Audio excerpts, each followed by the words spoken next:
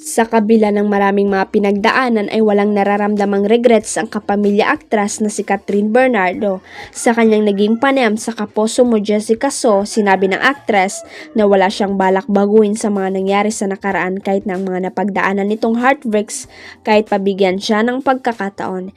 Because I feel like lahat po nangyari ngayon and noon kung hindi yun nangyari baka ibang Catherine yung humarap sa inyo ngayon. Pagbabahagi ng dalaga. Anya lahat ng mga nangyari sa kanya ay may dahilan.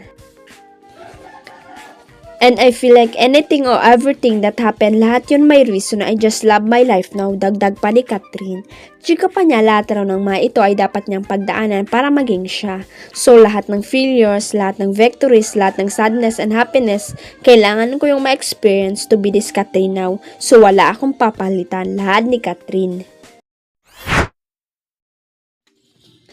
Spotted sa grand audition ng Cinemalaya 2025 nitong Sabado at Linggo, November 9 to 10 sa CCP Tanghalang Ignacio Jimenez ang ilang kilalang celebrities.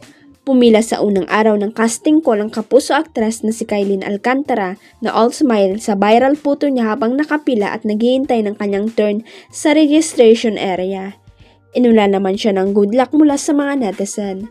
Nag-audition din ang sikat na TikTok star na si Arman Salon na kilala sa kanyang impromptu skits. Sa sumunod na araw ay mas marami pang bituin ang sumabak sa nasabing grand audition. Ilan nga sa kanila ay ang mga star magic artist na sina KD Estrada at Paulo Gumabaw. Proud nga ang mga fan ni KD pati ang KD Lex Love Team fans nila ni Alexa Ilacad at tiwala silang makakapasa ang aktor. Kahit nga may pangalan na si KD ay pumila ito para makuha ang inaasam na role.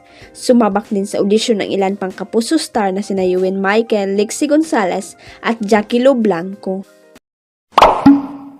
Huwag kalimutang i-click ang subscribe button at i-ring ang notification bell para sa latest at legit chika updates.